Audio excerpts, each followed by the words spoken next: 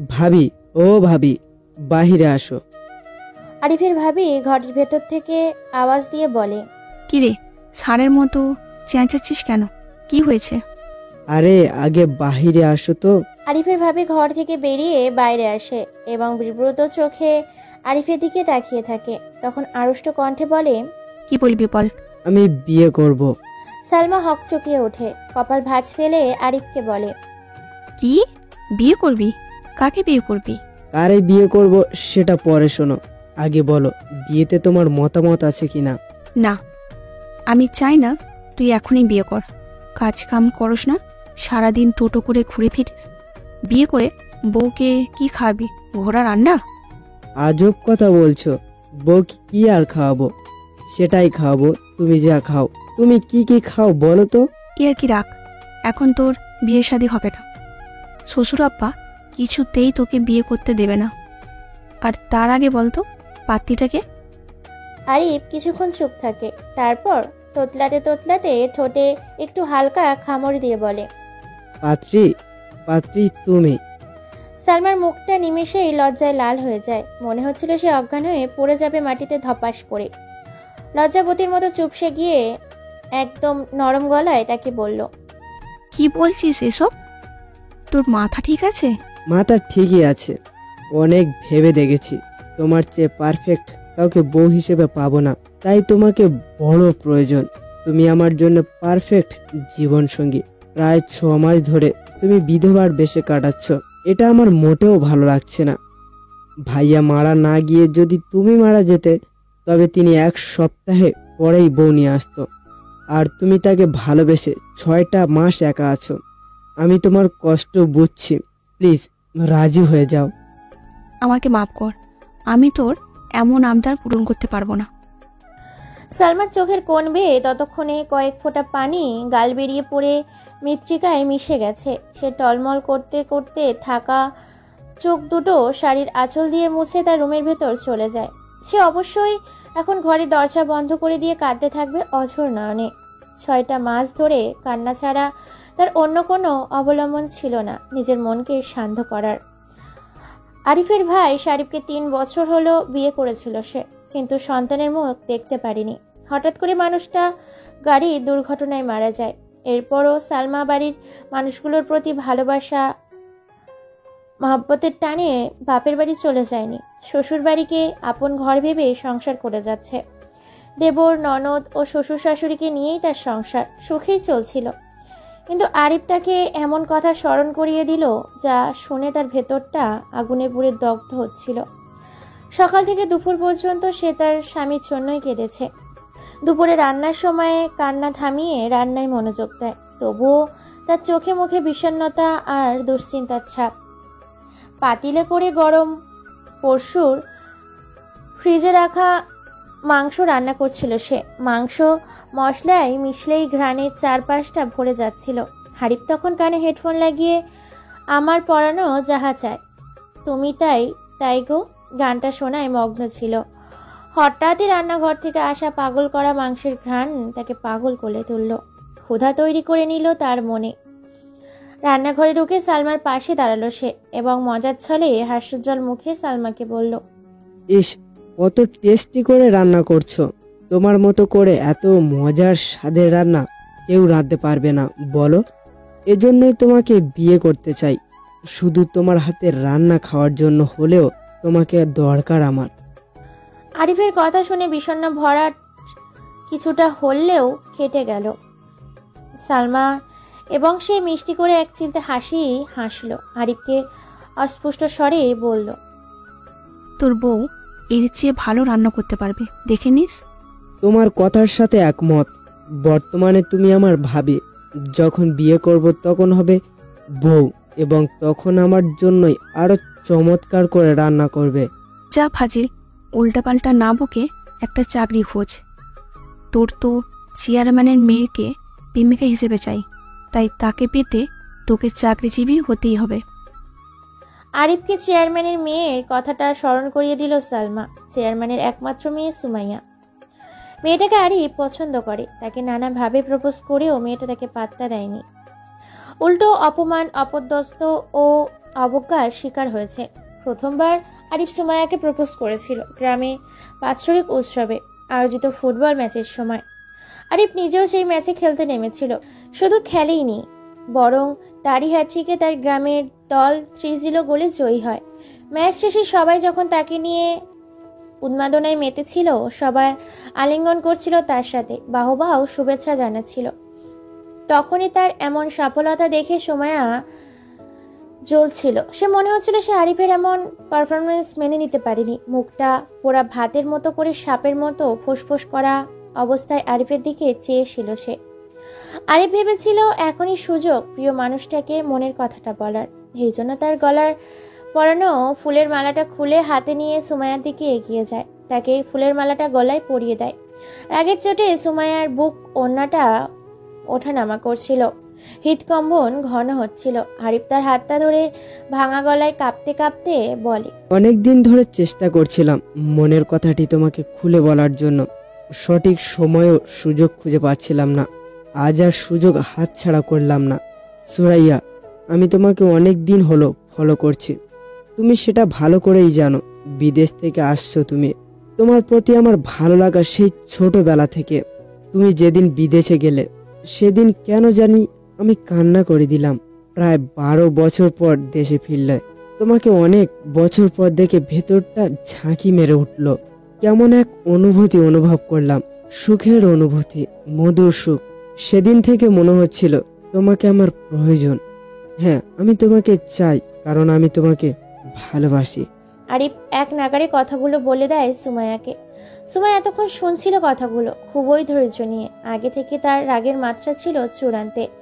সে এমন রাগ নিয়ে তার কথাগুলো কেমনে শুনছিল সেই ভালো জানে। যখনই আরিফ বলে তোমাকে ভালোবাসি, তখনই এত জোরে কষে একটা থাপ্পড় মারল যে আশেপাশের লোকজন চরের শব্দ শুনে শোরগোল বন্ধ করে দিয়ে নীরব হয়ে তাদের দিকে অবাক দৃষ্টিতে চেয়ে রইল।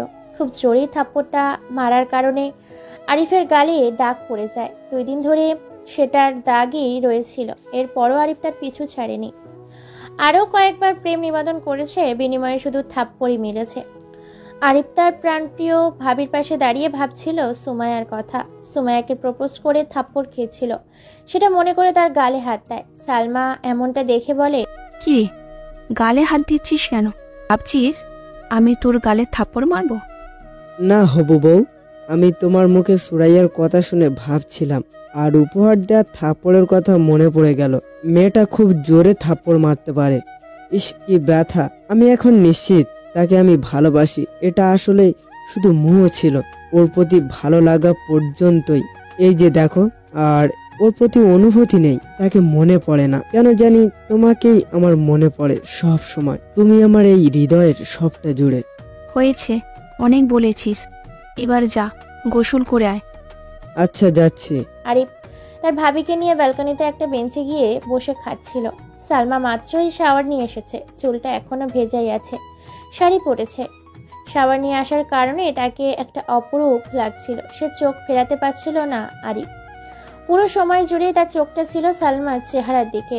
আরিফ ভাবে, এত কেন সুন্দর সে, কল্পনার চেয়েও সুন্দর, অথচ তাকে আগে কখনো সুন্দর মনে হয়নি। সত্যি কি আমি তার প্রেমে পড়ে গেছি? আমার তো সেটাই মনে হয়। আরিফের ভাবনা শেষ হলে সে তার ভাবির কোমল নরম আর ফর্সা হাতটা ধরে বলে, কত সুন্দর হাত তোমার, আঙুলগুলো শিল্পকতার আদলে সৃষ্টি। আমি মুগ্ধ, বেশি মুগ্ধ তোমার ওই হরিণী চোখ দুটো দেখে। কেন যেন তোমার ওই চোখে আমার ভালোবাসা খুঁজে পাই, এর সাথে আমার সর্বনাশ। সালমা তার গালে চিমটি কেটে বলে, এভাবে মধুর মধুর কথা বলে আমাকে পটিয়ে কাজ হবে না। আমার দিকে এভাবে তাকেও লাভ নেই। দেবর সাহেব, আমি আপনাকে বিয়ে করতে পারবো না। লোকজনের আপত্তিকর কথা আমি শুনতে পারবো না। সালমার কথা শুনে এমনি রেগে যায় আরিফ এবং সে উচ্চজিত স্বরে বলে, করলাম না তোমাকে বিয়ে। বিধবা মহিলাকে বিয়ে করার দরকার আমার নেই। আমি ভুলে গিয়েছিলাম যে আমি একজন বিধবাকে প্রস্তাব দিয়েছি। তোমার চেয়ে শত গুণে সুন্দরী ও কুমারী মেয়েকে বউ করে ঘরে আনবো, তুমি ওয়েট করো। সালমা অনেক বড় কষ্ট পায়, যে কারণে নিমেষেই তার হাত জল মুখটা আমাবস্যা রাতের মতো কালো হয়ে যায় এবং আরিফকে বলে, তুই থাক, আমি আসছি। এটা বলেই সে তার শাড়ির আঁচল দিয়ে ডান চোখের কোণে লেগে থাকা পানি মুছে ফেলে এবং রুমে চলে যায়। বাসায় আরিফের বড় বোন আরিয়া ও দুলাভাই এসেছে। এসেই আরিয়া হাসি মাখা মুখে আরিফকে বলে, আরিফ, তোর জন্য অনেক বড় একটা সারপ্রাইজ আছে। কি আপু? এখনই শুনতে চাস? বলো। আমি আর আরিয়ান তোর জন্য রূপসী একটা মেয়েকে পছন্দ করে রেখেছি। 10 গ্রামের সেরা সুন্দরী সে, যেমন সুন্দরী তেমনই গুণবতী লক্ষ্মী। তুই রাজি হইলেই বিয়েটা হবে। তবে মেয়েটার একটা দোষ আছে, তেমন বড় কোনো দোষ না, এখন সেটা বলতে চাচ্ছি না। আরিফ তার বোনের কথা শুনে থ মেরে বসে রইল এবং তার বোনের দিকে আদৃষ্টিতে তাকিয়ে রইল। হঠাৎ নিজেকে স্বাভাবিক করে ধীরে ধীরে তার মুখে মুচকি হাসির আভা তৈরি করে তারপর খিকখিক করে হাসা শুরু করে দেয়। খিকখিক করে হাসার পর উচ্চস্বরে খিকখিক করে হাসতে থাকে। এ এক আজব ব্যাপার স্যাপার। তার হাসি দেখে মনে হচ্ছিল আরিয়া তাকে মজার একটা জোকস বলেছে, যা শুনে না হাসলে অন্যায় হবে। তাই মনে হয় জন্মের হাসা হাসতেছে, প্রাণ খুলে হাসা আর কি। আরিফের এমন হাসি দেখে আরিয়া বিব্রত ও লজ্জাবোধ করে। তার ভাইকে কপট রাগান্বিত ভাব নিয়ে উচ্চস্বরে উত্তেজিত হয়ে বলে, কি রে, এভাবে বোকার মতো হাসছিস কেন? আমি কি জোকস বলেছি তোকে? হাসি থামা। আপু, তুমি আমার জন্য পাত্রী দেখেছো? এতে সারপ্রাইজের কি হলো? বরং আমি যদি বলতাম যে আমি বিয়ে করব, এটা না হয় একটু সারপ্রাইজই হতো তোমাদের জন্য। যাই হোক, বিয়ে করার ইচ্ছা ছিল না, কিন্তু একজনকে আমার খুব পছন্দ হয়েছে। সে রাজি হলেই বিয়েটা হবে, তাই তোমাদের সারপ্রাইজটা মূল্যহীন হয়ে গেল। কোন মেয়েকে পছন্দ করেছিস? আছে, তার নাম পরিচয় বলা যাবে না, সময় হলে জানতে পারবে সে কে। আমাদেরও বলবি না? না বলেছি না, বলা যাবে না। এক কথা বলো কেন? আরিফের দুলাভাই একটু অভিমানের স্বরে বলে ওঠে, থাক, বলতে হবে না। তবে আমরা যাকে তোমার জন্য পছন্দ করেছি, তুমি তাকে পছন্দ না করে থাকতে পারতে না। আমি ইতিমধ্যে একজনের প্রেমে পড়ে জ্বলছি, অন্য কাউকে পছন্দ করার প্রশ্নই ওঠে না। আরিয়া কৌতূহলের স্বরে বলে ওঠে, সে তোর পছন্দের মানুষটাকে? শীঘ্রই জানবে। এখন এই টপিক বাদ দাও, আমাকে কিছু টাকা দাও, দরকার আছে। আরিয়ার থেকে 5,000 টাকা নিয়ে চলে যায় মার্কেটের দিকে। আরিফের ইচ্ছে জেগেছে ভাবিকে নতুন একটা শাড়ি কিনে দিবে। মার্কেট পৌঁছে যায় এবং একটি ড্রেস অ্যান্ড ডিজাইনের শপে ঢুকে পড়ে। দোকানদার অনেকগুলো শাড়ি বের করে, কিন্তু কোনোটাই তার চোখে ধরছে না। ধরবে কেমনে? এর আগে তো সে কখনো শাড়ি কিনেই নি। ভাবতে লাগলো মনের মানুষটা সাথে করে নিয়ে আসলে ভালো হতো, কিন্তু সে তো আসতে রাজিই হতো না। ভাবিকে নিয়ে কখনো বাড়ির উঠান পর্যন্ত একসাথে হাঁটতে পারেনি। সে আসবে মার্কেটে? তাছাড়া তাকে সাথে নিয়ে শাড়ি কিনলে উপহার দিলে তো চমক থাকবে না। শাড়িগুলোর দিকে তাকিয়ে চিন্তা করতে লাগলো আর ভাবতে লাগলো কোনটা তার জন্য পছন্দ করা যায়, যেটা পরলে তাকে রাজরানীর মতো লাগবে। না না, কল্পনার রাজ্যের রানীর মতো লাগবে না, ভুল বলা হলো, বলতে হবে স্বর্গপুরের পরীর মতো লাগবে। এটা ভাবতে ভাবতে কখন যে একটা মেয়ে তার পাশের চেয়ারে বসে পড়েছে সে খেয়ালই করেনি। মেয়েটা তার মাথায় আঙুল দিয়ে টোকা দিয়ে বলে, কি ব্যাপার, তুমি এখানে কার জন্য শাড়ি কিনছো? আরিফ মুখটা ঘুরিয়ে মেয়েটার দিকে নজর দিয়েই চমকে ওঠে। ধড়াক করে উঠল তার বুকটা।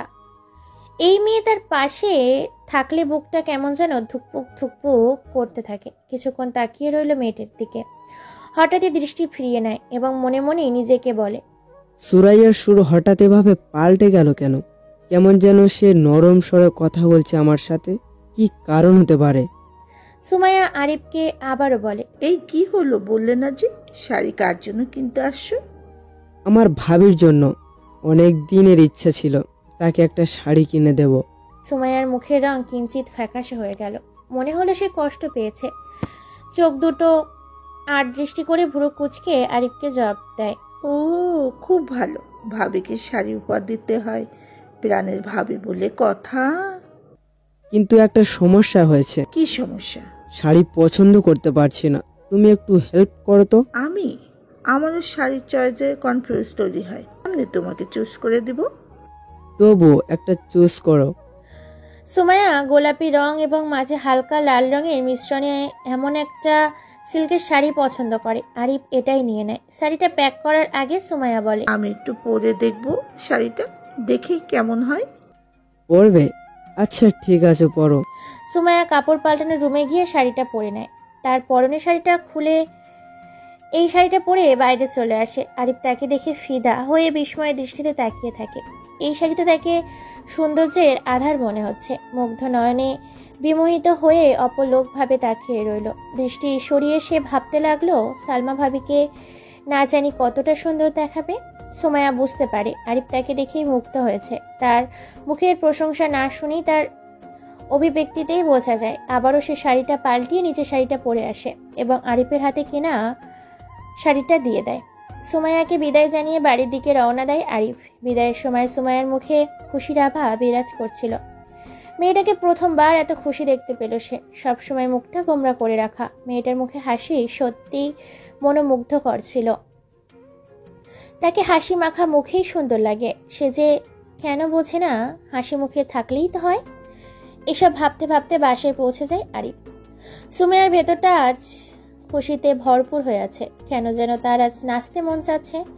আরিফের সাথে কাটানো মুহূর্ত তাকে সুখের 12টা বয়ে দিয়েছে। বাসায় পৌঁছে আয়নার সামনে দাঁড়িয়ে নিজেকে দেখছিল আর মুচকি হাসছিল। হঠাৎই নিজেকে প্রশ্ন করে, তবে তুই কেন এতদিন তাকে এড়িয়ে চলেছিস, তাকে মারধর করেছিস? আবার নিজেই উত্তর দেয়, এর উত্তর আমি নিজেও জানি না।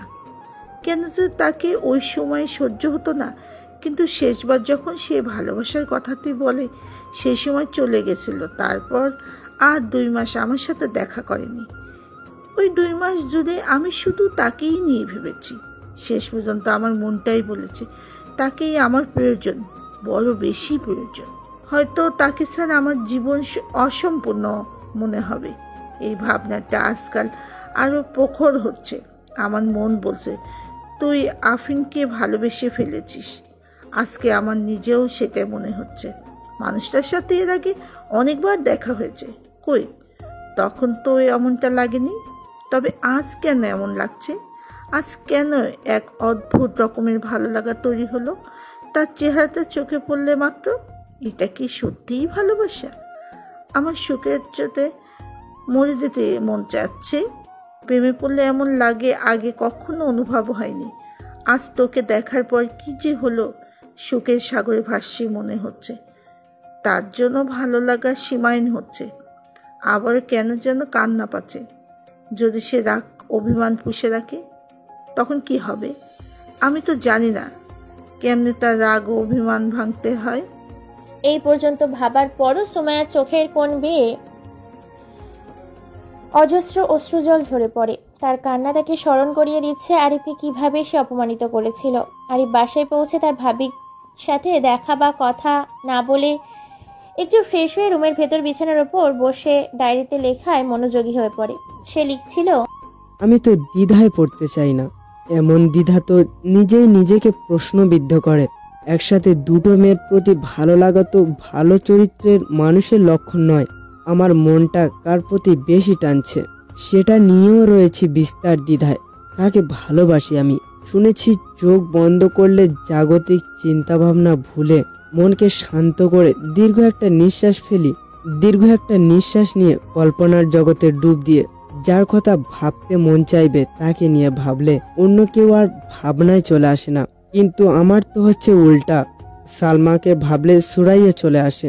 আমি তো নিজেকে জোর দিয়ে বলি সুরাইয়ার সাথে কিছু নেই, মোহ পর্যন্তই। কিন্তু তার কথা মনে পড়লে তো শুধু তাকে নিয়ে ভাবতে মন চায়। সালমার কণ্ঠস্বর, তার চাহনি মিষ্টি হাসি, তার মায়া ভরা মায়াবী মুখ, ওই হরিণী চোখ, রসালো ঠোঁট, সবই আমাকে তার মধ্যে ডুবিয়ে রাখে। আমার হৃদয়ে কার নামটা লেখা আছে, সেই নামটা কি দুজনেরই নাকি একজনের? উত্তর তো মেলে না। এই পর্যন্ত লেখা শেষ হলে পাশের রুম থেকে চমৎকার সুরে গাওয়া গানের আওয়াজ ভেসে আসে তার কানে। আরিফের পছন্দের সেই গানটি, আমারও পরানো যাহা চায় তুমি তাই তাহাই গো, আমারও পরানো যাহা চায়। নিশ্চয়ই সালমা গাইছে গানটা। সে ছাড়া অন্য কারোর গলার স্বর এত মধুর নয়। শ্রুতি মধুর গানটা মনোযোগ দিয়ে শুনতে থাকে আরিফ। তার গলার স্বরে মুগ্ধ হয়ে ভাবনার সাগরে ডুবে যায়। ভাবতে থাকে সালমাকে নিয়ে। সে ভেবেই নেয় সেই তার একমাত্র মনের মানুষ, হৃদয় জুড়ে শুধু তারই বসবাস, অন্য কেউ নয়। রাত 8টার পর সালমা রান্না আর কাজে ব্যস্ত হয়ে পড়ে। বিকাল থেকে এখনো পর্যন্ত সে তার দেবরের মুখটা দেখতেই পায়নি।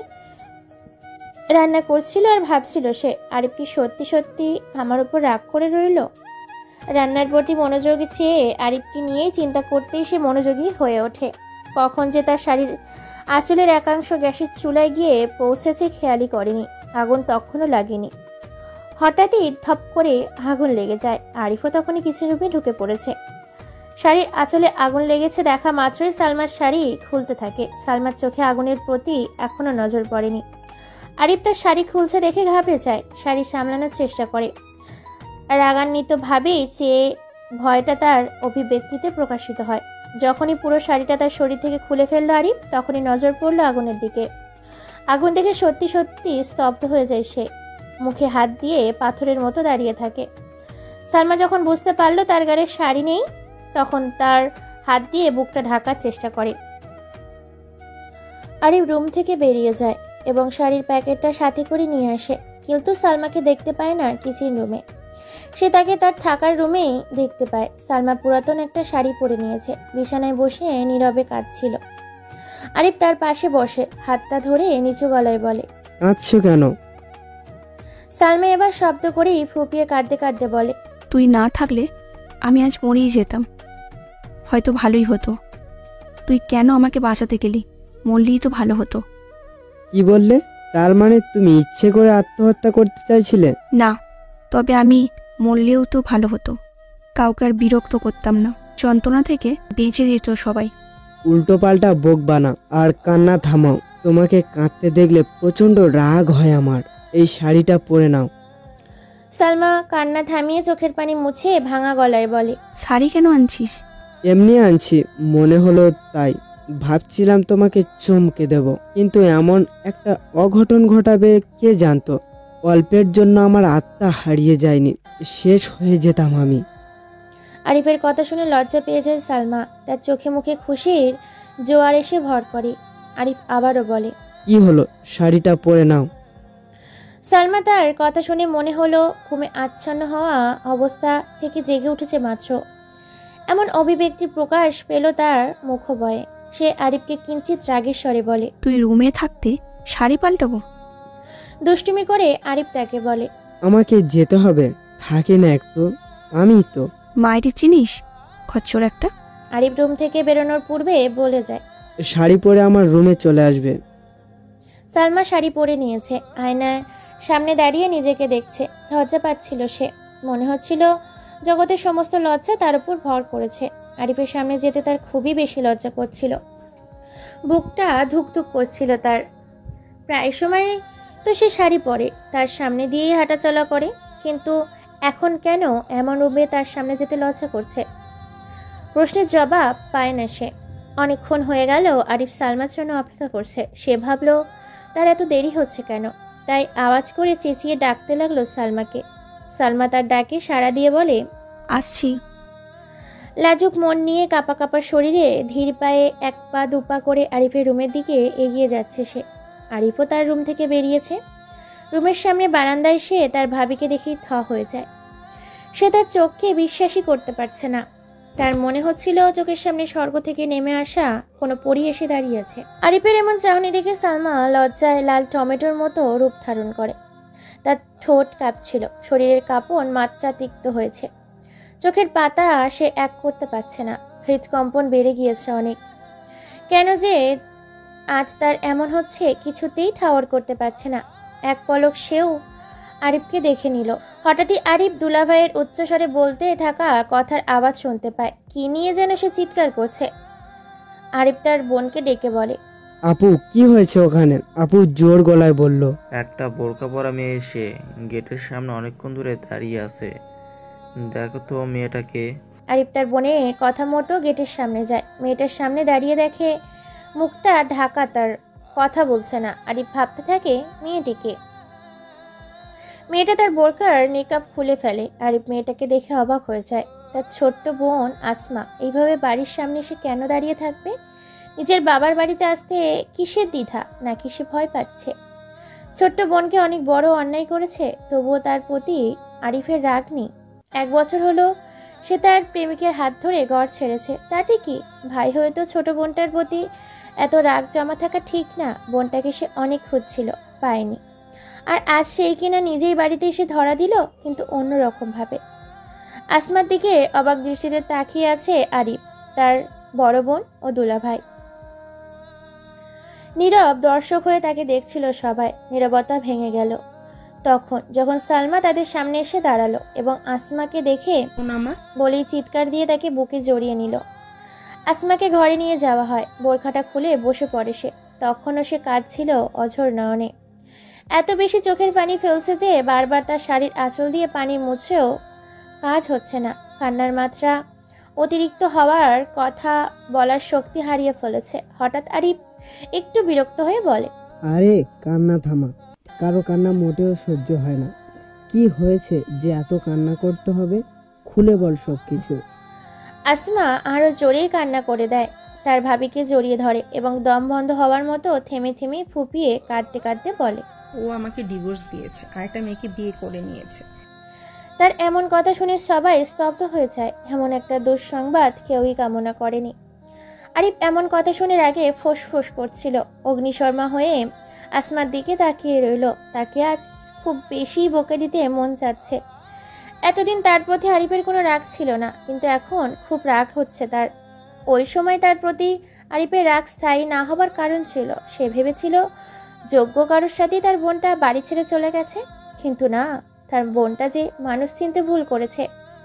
বদমাইশটার জন্য সে পরিবারের মান সম্মান খুইয়েছে। হঠাৎই আরিফের মনে হলো প্রকৃতির দোষ তো তার নয়, ওই অমানুষটার দোষ, যে কিনা তার বোকাশোকা সহজ সরল বোনটাকে উল্টা পাল্টা বুঝিয়ে তাকে ঘর ছাড়তে বাধ্য করেছিল। বোনের প্রতি রাগটা কমিয়ে শান্ত হয়ে তার মাথায় হাত বুলিয়ে দিয়ে বলে, কাঁদিস না, ওর হাড়গোড় আমি ভেঙে দিব। তুই চিন্তা করিস না, ওর নারীদের প্রতি লোভ আমি ছুটিয়ে দিব। পরিস্থিতি স্বাভাবিক হয়ে যায়। কয়েকদিন পর আরিফ জানতে পারে বদমাইশটা তার বোনকে ডিভোর্স দেয়নি। আসমা নিজেই বাড়ি চলে এসেছে। সে নিজেই তার সংসার করবে না। সত্যতা জানতে পারলে তার বোনকে বলে সঠিক সিদ্ধান্তই নিয়েছে সে। সংসার না করার কারণ কি? এটার উত্তরে আসমা বলে, তার চরিত্র ভালো না, এই অজুহাতে তাকে ছেড়ে চলে আসছে। আসমা কয়েকদিন ধরে লক্ষ্য করছে তার ভাই ভাবিকে লুকিয়ে লুকিয়ে দেখে।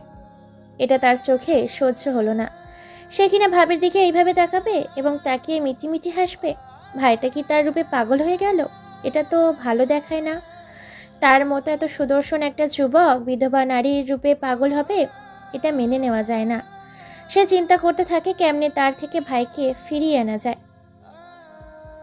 আসমার বান্ধবী সুমাইয়া, তার সাথে খুব ভালো বন্ধুত্বপূর্ণ সম্পর্ক। সুমাইয়ার সাহায্য সাজেশনে সে তার প্রেমিকের হাত ধরে পালিয়ে গেছিল। আসমা ভাবতে থাকে, ভাইয়া তো সুমাইয়াকে পছন্দ করত, সে কি তাকে ভুলে গিয়ে ভাবির প্রেমে পড়ে এমন করছে? তার তো এমনটা করার কথা ছিল না। পরের দিন সকালে সুমাইয়াদের বাড়ি চলে যায় আসমা। তাকে দেখে সুমাইয়া খুশিতে আত্মহারা হয়ে যায়। দুজনে রুমে গিয়ে গল্প আড্ডায় মেতে ওঠে। হঠাৎই আসমা বলে ওঠে, তোকে তো ভাইয়া পছন্দ করত, তোকে কি সে প্রপোজ করেছিল? তার কথা শুনে সুমাইয়া চুপ হয়ে যায়। চেহারার রং পাল্টে ফ্যাকাশে হয়ে যায়। মাথা নিচু করে চুপ করেই রয়েছে সে, কথা আর জবাব দিচ্ছে না। দেখে আসমা আবারও বলে, কি রে, কথা বলছিস না কেন? ভাইয়া তোকে প্রপোজ করেনি? সুমাইয়া মাথা নিচু অবস্থায় নরম স্বরে বলে, ছিল, কিন্তু আমি তাকে ফিরিয়ে দিয়েছিলাম। ও আচ্ছা, তার মানে তুই আরিফ ভাইয়াকে পছন্দ করতিস না। ঠিক আছে, মেনে নিলাম বিষয়টা। পছন্দ না হলে বিষয়টা আলাদা। আমাকে দেখ, যাকে পছন্দ করে ভালোবেসে ঘর ছেড়েছিলাম সে কিনা আমার সাথে 2 নাম্বারই করলো। ভাইকে মিথ্যে বলেছি যে আমরা বিয়ে করেছিলাম, কিন্তু না, আমাদের বিয়েই হয়নি। ও শুধু বিয়ে করবে বলে আজ না কাল, কাল না পরশু বলে পুরো 1 বছর ঘুরিয়েছে। ওর জন্য মৃত ভাইটাকে দেখতে যেতে পারিনি। স্ত্রীর পরিচয়ে ভাষাভাড়া করে থেকেছি। যখন এটা জানাজানি হলো তখন ঘটলো আরেক ঘটনা। সে ওই বাসায় আজীবন থাকতে আরেকজনকে বিয়ে করে আনলো। তবুও আমাকে বিয়ে করলো না। আমি বাধ্য হয়ে ওকে ছেড়ে এসেছি। সুমাইয়া তার কথা শুনে ক্ষেপে যায়। ক্ষিপ্ত স্বরে সে তাকে বলে, কি এত কিছু ঘটে গেছে, অথচ আমাকে বলিসনি? কাজটা ঠিক করিসনি। ওর জন্য তোকে ফোন করতে পারিনি। ও বলতো তোকে ফোন করলে আমরা যেখানে আছি সেটা বলে দিতে পারিস। এই ভয়ে সে ফোনই আমার কাছে রাখতে দিত না। যাই হোক, ওর কাছে কি ফিরে যাবি? মাথা নষ্ট আমার। একবার ভুল করেছি, বারবার না। বাসায় বাবা মা নেই, তাই হয়তো স্থান পেয়েছি। তারা বাড়ি ফিরলে কি করবে আল্লাহই ভালো জানে। চিন্তা করিস না, সব ঠিক হয়ে যাবে। তোকে একটা কথা বলবো। কি কথা? আমি আরিফকে ভালোবেসে ফেলেছি। এটা শুনে আসমার মুখে খুশির আভা তৈরি হয়ে যায়। সে খুশিতে আটখানা হয়ে সুমাইয়াকে জড়িয়ে ধরে বলে, থ্যাঙ্কস দোস্ত, আমি এটাই চেয়েছিলাম। বিশ্বাস ছিল আমার ভাইটা যদি তোকে প্রপোজ করে তুই তাকে ফিরিয়ে দিতে পারবি না। অনেক খুশি হয়েছি দোস্ত। কিন্তু ভয় হচ্ছে, সে কি আমাকে গ্রহণ করবে? কেন করবে না? তোকে তো সে প্রপোজ করেছিল। কিন্তু আমি তাকে ওটার জন্য অপমান করেছিলাম, তাও একবার না 3 বার। প্রপোজের রিপ্লাই স্বরূপ একবার থাপ্পড়ও মেরেছিলাম, আর 2 বার আমার কাজিনকে দিয়ে মারধর করেছিলাম। আসমা এটা শুনে উত্তেজিত হয়ে বলে, কি তুই এমনটা করতে পারলি? আমার ভাই সে, এটাও কি মনে ছিল না? সরি রে, আমার তখন কেন যেন তাকে সহ্য হতো না, কিন্তু এখন তার কথা সব সময় মনে পড়ে। কাজটা তুই মোটেও ভালো করিসনি। ভাইয়া বদলে গেছে মনে হলো। কেমন বদলে গেছে? সেটা বলা যাবে না, বলার মতো কথা নয়। খুলে বল প্লিজ। আসমা মুখটা লুকিয়ে থেমে থেমে বলল, ভাইয়া হয়তো ভাবির রূপে পাগল হয়েছে, সারাদিন তার পিছে ঘুরঘুর করছে। এই কথাটা শুনে সুমাইয়ার মনে হলো তার জীবনের সবচেয়ে মূল্যবান কিছু হারিয়ে ফেলেছে। ঝিম ধরে এক দৃষ্টিতে তাকিয়ে থাকে আসমার দিকে। তার অজান্তেই 2 ফোঁটা চোখের জল গাল বেয়ে পড়ে যায়। আরো কয়েক ফোঁটা জল গড়িয়ে পড়ার আগেই সে ওড়না দিয়ে চোখের জল মুছে ফেলে। সে ভাবে এই কান্নাটা তার জন্য স্বাভাবিক। এখন থেকেই তাকে কাঁদতে হবে। যার জন্য সে কাঁদছে, একসময় সেই মানুষটিকে সে কাঁদিয়েছিল। হয়তো সেটারই প্রতিদান সে পাচ্ছে এবং সেটাই চলমান থাকবে। সুমাইয়া চাইছিল গলা ছেড়ে কান্না করতে, কিন্তু না, সে পারল না ওভাবে কাঁদতে। ভেতরে কষ্টের অনল জমে রেখেই সে তার বান্ধবীকে বলল, এমন কিছু আমি শুনতে চাই না দোষ। আমি সইতে পারবো না যে আমার ভুল ছিল, অনেক বড় ভুল করে ফেলেছি। আমি তাকে যেভাবে হোক আপন করে পেতে চাই। ভাইকে রাজি করানো আমার দায়িত্ব, তুই চিন্তা করিস না। শুধু আমি যা বলবো সেটা করবি। সুমাইয়ার মুখে হাসির ফোয়ারা ফুটে উঠেছে এবং সে আসমাকে জড়িয়ে ধরে বলে, আমার মিষ্টি বান্ধবীটা খুব শীঘ্রই ননদ হতে যাচ্ছে, তাই না? এটা হলে আমার চেয়ে খুশি আর কেউ হবে না দোস্ত। সালমা পুকুর পাড়ে সিঁড়িতে বসে আছে। গালে হাত দিয়ে আছে সে। তাকে দেখে উদাস ও বিষণ্ণ মনে হচ্ছে। বিকেলে বেলা পুকুরের পানিতে আম ও তেঁতুল গাছের ছায়া গিয়ে পড়েছে। রাজহাঁসগুলো সাঁতার কাটছিল তাতে। পুকুরের ঠিক মাঝখানে ভাঙা নৌকার উপর কয়েকটি বক পাখি দাঁড়িয়ে আছে। ওইদিকে মাছরাঙার বোয়াল মাছ ধরার বৃথা চেষ্টা করছে। পুকুরের দক্ষিণ সাইডে বসে আছে সালমা। পূর্ব পাশে বাঁশঝাড়। ওইখান থেকে পাখির কিচিরমিচির শব্দ ভেসে আসছে, যে কারণে মনোমুগ্ধকর আওয়াজে চারপাশ মুখরিত। পশ্চিম দিকে কয়েকটি ছেলে বড়শি দিয়ে মাছ ধরছে। পুকুরের এইরকম দৃশ্য সত্যি মুগ্ধকর ছিল। এমন চমৎকার দৃশ্য দেখে সালমার মনটা ভালো হয়ে যাবার কথা, কিন্তু না, তার মন ভালো হচ্ছে না। তার মনে কেন যেন ভালো নেই। নিশ্চয়ই তার মৃত স্বামীর কথাই মনে পড়ছে। বিধবা নারীদের দুশ্চিন্তা ছাড়া কিছুই মনে বাসা বাঁধে না। তাদের মনে সারাক্ষণ দুশ্চিন্তায় বিরাজ করে। সালমানও একই অবস্থা, আর এই জন্যই তার মনটা সবসময় বিষণ্ণ থাকে। বিধবা নারীদের সাদা শাড়ি পরতে হয়। সালমাও সাদা শাড়ি পরার খুব ইচ্ছে জাগে, কিন্তু আরিফ এটা মোটেও সহ্য করে না। আজকে জোর করেই সাদা শাড়ি পরেছে, যে কারণে সকাল থেকে আরিফ তার সাথে কথা বলছে না। হয়তো এ কারণেই তার মনটা ভালো নেই। মন ভালো করতে আরিফকেই দরকার। সালমা চাইছে সেই মানুষটি তার বিষণ্ণ মনটা হাসি খুশিতে ভরিয়ে তুলুক, কিন্তু মানুষটা তার কাছেই আসছে না। হঠাৎই আসমা তার পাশে বসে পড়ে এবং বলে, কার কথা ভাবো ভাবি? নিশ্চয়ই আরিফ ভাইয়ার কথা। তার কথা ভেবে লাভ নেই, সে তো সুমাইয়াকে ভালোবাসে। আমি কেন আরফির কথা ভাববো? আর সে যে সুমাইরাকে ভালোবাসে সেটা তোমার আগে আমি জানি। আমি তো জানি সে সুমাইরার জন্য পাগল, তাকে আপন করে পাবার জন্য প্রাণপণ চেষ্টা করছে। এর মধ্যে কি হলো যে সুমাইরাকে নতুন করে ভালোবাসতে হবে তার? সালমা ভাবি, তুমি তাহলে কিছুই জানো না? কি জানি না। ভাইয়া যখন সুমাইয়াকে প্রপোজ করেছিল তখন সে ভাইয়াকে ইনসাল্ট করে। এখন সুমাইয়া ভাইয়ার জন্য পাগল, কিন্তু সে চিন্তায় আছে ভাইয়া তাকে মেনে নেয় কিনা। তখনই আরিফ তাদের মাঝে এসে হাজির। সে আসমাকে ধমকের স্বরে বলে, আসমা, তুই যা তো, তোর ভাবির সাথে কিছু জরুরি কথা আছে। ভাবির সাথে তোমার এত কিসের কথা? আমি যাব না। যা বলছি। না গেলে কি করবা? পুকুরে ফেলে দিব। যদি পারো তা ফেলে দাও। তাদের এমন মিষ্টি খুনসুটি দেখে সালমা মিটিমিটি করে হাসছিল যে তার ননদকে অনুরোধের স্বরে বলে, বোন যাও, দেখি দেবর সাহেব কি এমন জরুরি কথা বলে। আসমা তার ভাইকে ভেংচি কেটে চলে যায়। আরিফ সালমার পাশে বসে পড়ে। সালমা তৎক্ষণাৎ চুপ হয়ে গেছে, লজ্জায় লজ্জাপতি মতো চুপসে গেছে। জড়স্বরে হয়ে মাথাটা নিচু করে বসে রইল। আরিফ পুকুরের টলটলে পানির দিকে তাকিয়ে আছে। বারাসাত থেকে আসা পাখির কিচিরমিচির শব্দ কান পেতে শুনছিল সে।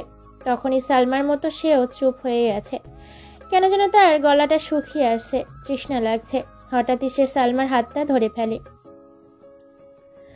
তার হাত থেকেই হাতটা ছাড়িয়ে নিল সালমা। আবারও হাতটা ধরল আরিফ শক্ত করে।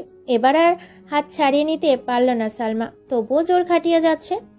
পুকুরের পশ্চিম পাশে বসে দিয়ে মাছ ধরায় ব্যস্ত কয়েকজন ছেলে। তাদের মধ্যে একটা ছেলে আরিফ ও সালমার কাণ্ড দেখে হা করেই তাকিয়ে দেখছে। আরিফ সেটা টের পেয়ে সালমাকে বলে, দেখো, আমাদের দুজনের পিরিত করা ওই ছেলেটা দেখছে। ছেলেটা কত কিউট। ওর বয়সই বা কত বছর হবে বলো তো?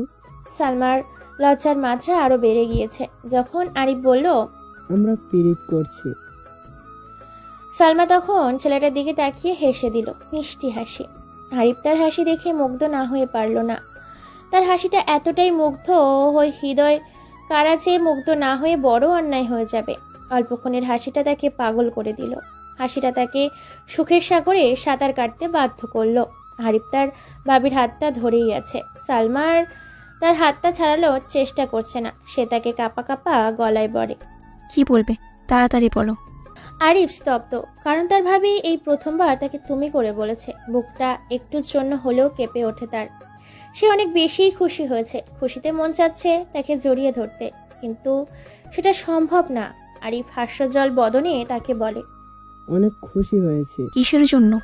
তুমি আমাকে তুমি করে বলছো? সালমা হতভম্ব হয়ে যায়। তোতলাতে তোতলাতে সে আরিফকে বলে, কখন বললাম? আমি তো তুমি করে বলিনি। হ্যাঁ হয়েছে, আর অভিনয় করতে হবে না। তুমি আমাকে তুমি করেই বইলো, নইলে কষ্ট পাবো। ঠিক আছে, এবার বলো কি বলবে। আরিফ সংকোচন বোধ করছে তাকে কথাটি বলতে। আসল কথাটা না বলে সে সালমাকে আবদারের স্বরে বলে, তোমার শাড়ির আঁচল ভিজিয়ে পানি আনো পুকুর থেকে, খুব তৃষ্ণা পেয়েছে। সালমা বিরক্তির চাউনি নিয়ে তার দিকে তাকিয়ে থাকে। কয়েক পলক দেখার পর আড়ষ্ট কণ্ঠে বলে, এটা তোমার জরুরি কথা? না, পরে বলছি, আগে যেটা বললাম সেটা করো। সালমা তার পরনের কাপড় হাঁটু পর্যন্ত তুলে এক সাইডের কাপড় গুজে পানিতে নেমে পড়ে এবং হাতের চাউলে করে পানি নিয়ে আসে এবং আরিফের বলে হা করতে। আরিফ হা করে আর সালমা হাতে থাকা অবশিষ্ট জল তাকে খাইয়ে দেয়। পানি খাওয়া শেষ হলে আরিফ তাকে কৃতজ্ঞতার স্বরে ধন্যবাদ জানায়। সালমা তাকে বলে, হয়েছে, এবার কি বলবে বলো। এবারও আরিফের গলা শুকিয়ে আসছিল, দম বন্ধ হওয়ার উপক্রম হচ্ছিল, চোখও ঝাপসা দেখছিল। তবুও সে মনকে শক্ত করে এক নিঃশ্বাস নিয়ে বলে, আজ সন্ধ্যার পর তোমাকে আমার সাথে কাজী অফিসে যেতে হবে। এ কথা শুনে সালমা স্তব্ধ হয়ে যায়। হতভম্ব হয়ে চোখ দুটো গোল গোল করে এক দৃষ্টিতে তাকিয়ে থাকে আরিফের দিকে। তাকে কি জবাব দেওয়া যায় সেটা সে ভুলেই গেল।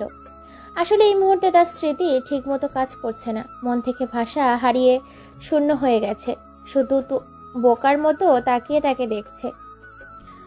কথাটি শুনে তার লাজুক ভাবটা চলে গেছে, অথচ সেটা বেড়ে যাবার কথা ছিল। বুকের হৃৎকম্বন স্বাভাবিক হয়েছে, হাত পা কাঁপাও বন্ধ হয়েছে। মুখের হাস্যজল ভাবটা ঘুচে গিয়ে হালকা বিব্রত ভাবের আঁচ পড়েছে। আরিফের অবস্থা আগের চেয়ে নাজেহাল। তার শরীরের কাঁপন বেড়েছে, মাথাটা ভনভন করে ঘুরছে। তার নিকট মনে হচ্ছে তার পাশটা ঘুরছে। চোখে অন্ধকার দেখছে সে, কানে শো শো আওয়াজ শুনতে পাচ্ছে। সালমা যদি তাকে কয়েকটা কিল ঘুষি মারে তবে সে প্রতিক্রিয়া স্বরূপ কিছুই করতে পারবে না। সালমা স্তব্ধ হবার ভাবটা কাটিয়ে আরিফের ডান হাতটা ধরে। ভাবি তার হাত ধরেছে, এটা দেখে কলিজায় টান লাগলো মনে হলো। ধড়াক করে উঠল তার বুকটা। মন পাখি বলছিল তাকে তুই জয় করে নিয়েছিস। তারপর সালমা তাকে পুকুরের পানিতে নিয়ে যাবার চেষ্টা করে। আরিফ যেতে চাচ্ছিল না, অনেকটা জোর করেই তাকে পানিতে নামিয়ে দেয়। সালমা এবার কপট শাক স্বরে বলে, ডুব দাও বলছি, তোমার মাথা ঠিক নেই। মাথাটা হয়তো গরম হয়ে উল্টোপাল্টা বকছো। পাগলদের মাথা গরম হলে এমন উল্টোপাল্টা বকে। আরিফ বাচ্চা ছেলেদের মতো চিকন স্বরে বলে, কি আমি পাগল? শুধু পাগল না, বোকা গাধা, 1 নম্বর উন্মাদ। ডুব দাও বলছি। আমি তো একবার গোসল দিয়েছি। তোমায় দিনে 3 বার গোসল দিতে হবে, তাহলেই পাগলামি কমবে। পাগল একটা। আচ্ছা ঠিক আছে, তুমি যখন বলছো তবে দিলাম ডুব। হবু বউয়ের আদেশ বলে কথা। হবু বউ। এই কথাটি শুনে সালমা পুকুরের ধারের মাটি ভেঙে ঢিল বানিয়ে হাতে তুলে নিল এবং আরিফের দিকে রাগান্বিত চোখে তাকিয়ে ঢিল দেখিয়ে বলল, বলে ফের বলো তো। কেন, তুমি আমার হবু বউ হতে চাচ্ছ না? এটা কি চেনো? আদর ওটা। তোমার হাত থেকে ঢিল এসে আমার গায়ে লাগা মানে তোমার আদর্শ পাওয়া। চুপ খাটাস। আরেকবার বলো তো, ভালো লাগছে শুনতে। সালমা ঢিলটা ছুঁড়ে মারল আরিফের দিকে, কিন্তু না, লাগলো না তার গায়ে। সে ইচ্ছে করেই লাগায়নি। আরিফ বুঝতে পারলো সেটা। সে কারণে বিদ্রুপের হাসি হাসতে লাগলো আর বলল, পারলে না তো, লাগাতে পারলে খুব ভালো লাগতো, প্রেমের পরশ পেতাম। চুপ থাকবি তুই? আমি পানিতে নামলে কয়েকটা দিব। আবার তুই করে কেন বলছো বউ? তুমি সম্বোধন তো ভালোই ছিল। চুপ। কি পানিতে নামতে চাও? তবে আসো আসো, একসাথে জল খেলা করি। মার খাসনি তো আমার, তাই আবল তাবল বকছিস। সালমা কথা বলছিল সিঁড়ি ছেড়ে উঁচু মাটির ওপর দাঁড়িয়ে, পা এদিক সেদিক ফেলছিল।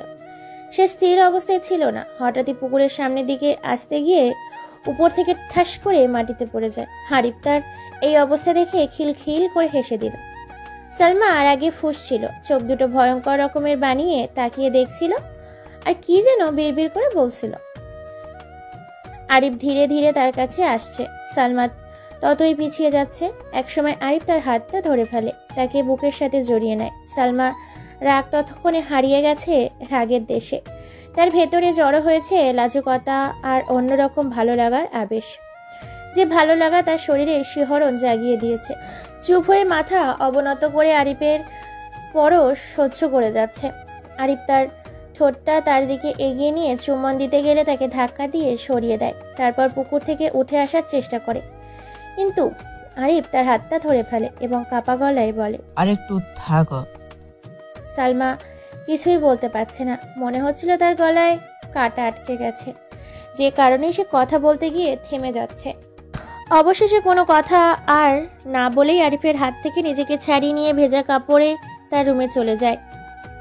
একটু পর আরিফও পুকুর থেকে উঠে তার রুমে চলে যায়। আসমা দুজনকেই ভেজা শরীরে দেখে উল্টাপাল্টা ভাবতে থাকে। সন্দেহ করে দুজনই। তখনই সুমাইয়াকে ফোন দিয়ে বলে, বান্ধবী আমার, যদি তুই ভাইয়াকে পেতে চাস তবে কাল সকালে আমাদের বাড়িতে চলে আসিস। কালি? আচ্ছা আমি আসছি। খুব ভোরে ঘুম থেকে উঠেছে সালমা। উঠেই ফজরের নামাজ পড়ে কিছুক্ষণ পুকুরের সিঁড়িতে বসেছিল। তারপর থালা বাসন ধুয়ে কিচেন রুমে গিয়ে চা বানাতে থাকে। আরিফের প্রতিদিন সকালে সালমার হাতে চা খেয়ে তবেই ঘুম ভাঙে। ওইদিকে আরিফের বোন ও দুলাভাই এসেছে, তারাও চা ভক্ত, তাদেরও চা দিতে হবে। ছোট বোনটাও চা পছন্দ করে না, কফিও না। এই জন্য সালমা 3 কাপ চা বানিয়ে নিয়ে যায় প্রথমে আরিফের রুমে, প্রথমে আরিয়ার রুমে। তাকে ও দুলাভাইকে চা দিয়ে চলে যায় আরিফের রুমে। মানুষটা মরার মতো ঘুমাচ্ছে, গায়ে চাদর দিয়ে আছে, ফ্যান চলছে ফুল স্পিডে। সালমা তাকে না জাগিয়ে ফ্যানটা বন্ধ করে দেয়। তারপর আরিফের পাশে উল্টো হয়ে পড়ে থাকা ডায়েরিটা তুলে নেয় হাতে। ডায়েরির পাতা উল্টানো আছে। আরিফ রাতে ছবি আঁকার ব্যর্থ চেষ্টা করছিল, আঁকতে পারেনি ভালোভাবে। সম্ভবত সালমাকেই আঁকতে চেয়েছিল। সালমা ডায়েরিটা দেখে বুঝতে পারল না মেয়েটাকে। পরের পাতা উল্টিয়ে দেখে তার নাম আর্ট করা হয়েছে। চমৎকার হয়েছে। পরের পাতা উল্টাতেই যাবে তখনই তার হাত থেকে ডায়েরিটা কেড়ে নেয় আরিফ এবং চোখ গরম করে রাগস্বরের ধমক দিয়ে বলে, আমার ডায়েরি ছোঁয়ার পারমিশন কে দিল তোমায়? ভুলেও ছুবে না কখনো। সালমা ঘাবড়ে যায় ভয়ে। তার এমনভাবে কথা বলা শুনে আঁতকে কেঁপে উঠে পিছু হেঁটে যায়। তার মুখশ্রীতে কষ্টের আভা টের পাওয়া যাচ্ছিল। আরিফ ডায়েরিটা টেবিলে রেখে চুপ করে বসে রয় খাটের উপর। সালমা চায়ের কাপটা তার হাতে দেয়, কোনো কথা না বলে। মাথা নিচু করে রুম থেকে বেরিয়ে যাওয়ার চেষ্টা করলে আরিফ তার হাতটা ধরে ফেলে এবং বলে, আমি সরি, এভাবে ধমক দিয়ে কথা বলা আমার ঠিক হয়নি। আসলে তোমাকে নিয়ে একটা বাজে স্বপ্ন দেখেছি, তাই ঘুম থেকে জাগলে মেজাজটা গরম আর ঠিক ছিল না। তার উপরে ডায়েরিটা হাতে নিয়েছো তুমি। এটা কেউ ধরুক আমি চাই না, প্লিজ মাফ করো। সালমা কান্না করে দিবে এমন অবস্থা। চোখ টলমল করছিল। কান্নার আগে ঠোঁট থরথর করে কখনো কাঁপে, সেই রকম ভাবেই কাঁপছিল তার ঠোঁট। এবং আরিফের হাত থেকে তার হাতটা ছাড়িয়ে নেওয়ার জন্য বলে, ছাড়ো আমায়। এটা বলেই হাতটা ছাড়িয়ে রুম থেকে কাঁদতে কাঁদতে চলে যায় সালমা। আরিফের নিজের উপরই খুব রাগ হচ্ছিল। নিজের মাথায় নিজেই কয়েকটা থাপ্পড় দিয়ে নিজেকে ভৎসনা করে বলে, তুই আসলে একটা স্টুপিড গাধা। তোর মতো গাধার কপালে সে নাই। কিছুক্ষণ চুপ থেকে ডায়েরিটা হাতে নেয়। সে রাতের স্বপ্নটা ডায়েরিতে লিখতে থাকে। রাতে সে স্বপ্ন দেখেছিল সালমা স্কুলের টিচার হয়েছে। ক্লাস ভর্তি ছাত্রদের নিয়ে ক্লাস করাচ্ছে সে। হঠাৎই ক্লাসে স্কুলের সহকারী হেডমাস্টার চলে আসে। তিনি তার কানে কানে কি যেন বলে। সালমা ছাত্রদের বলে, আমি আসছি। এটা বলে সে মাস্টারের পিছে পিছে যায়। একসময় সালমা ও মাস্টারকে নদীর ধারে দেখা যায়। নদীর ধারে কাশফুলের সমারোহ। কাশফুলের সৌন্দর্য দেখছিল দুজনে। কখনো নদীর স্রোত স্থিনী পানিগুলো দেখছিল। হঠাৎই একটা নৌকা নদীর ধার দিয়ে আপনা আপনি চলে যাচ্ছিল।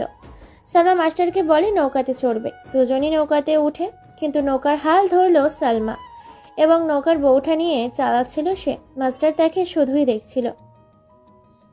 সে মাস্টারের দিকে তাকিয়ে মুচকি হাসছিল। হঠাৎই তারা দুজন নদীর বুক পানিতে নেমে পড়ে। এক কাপড়ের দিকে পানি ছুড়ছিল। ওই সময় আরিফ নিরুপায় দাঁড়িয়ে তাদের এমন দৃশ্য দেখছিল। রাগে তার মাথা নষ্ট হয়ে যাবার উপক্রম হচ্ছিল। মাস্টার সালমার দিকে এগিয়ে এসে তার ঠোঁটে চুম্বন করে। এটা দেখে চিৎকার দিয়ে উঠে আরিফ। তখনই স্বপ্নটা ভেঙে যায়। এই স্বপ্নটা আরিফের জন্য অনেক কষ্টের ছিল। সে এটা মেনে নিতে পারছে না কিছুতেই। সকাল 10টার দিকে সুমাইয়া আরিফের বাসায় চলে আসে। আরিফের সাথে লুডো খেলছিল সালমা। আরিফ একটু দূর থেকে চেয়ারে বসে তাদের খেলা উপভোগ করছিল। সুমাইয়া আরিফের এমন কাণ্ড দেখে বাঁকা চোখে তার দিকে তাকায়। তাকে দেখতে পেয়ে আরিফ চমকে ওঠে। বরাবরের মতো এবারও বুকটা ধুকপুক করতে থাকে। তার মন বলছিল তার দিকেই তাকিয়ে থাকতে, কিন্তু সালমা কষ্ট পাবে ভেবে দৃষ্টি ফিরিয়ে নেয়। আসমা তখন রুম থেকে বেরিয়ে এসে দেখে সুমাইয়া আসছে। তাকে নিয়ে রুমে চলে যায়।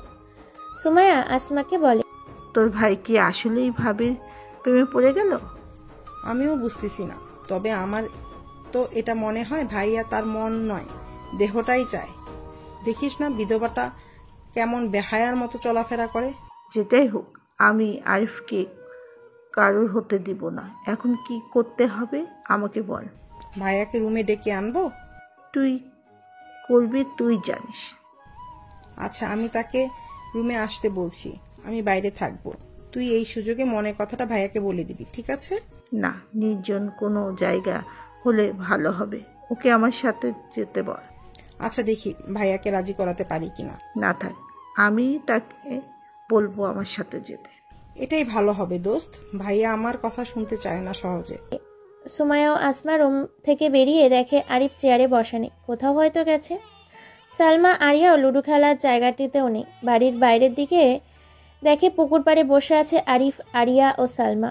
আরিফ সালমার দিকেই চেয়ে আছে, আর সালমা মাথা নিচু করে আছে। দেখে মনে হচ্ছিল কাঁদছে। কান্নার কারণ হচ্ছে আরিয়া তাকে একটু আগে লুডো খেলার সময় বলেছে যে সালমা আর জন্য একটা সম্বন্ধ দেখতে।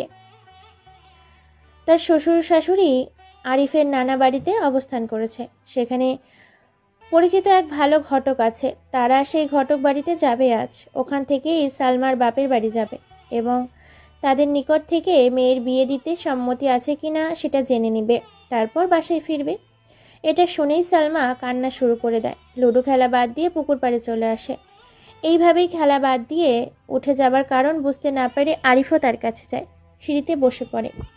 সালমা কাঁদতে কাঁদতে নীরবে চোখের জল ফেলে। হারিয়া সালমার পাশে বসে।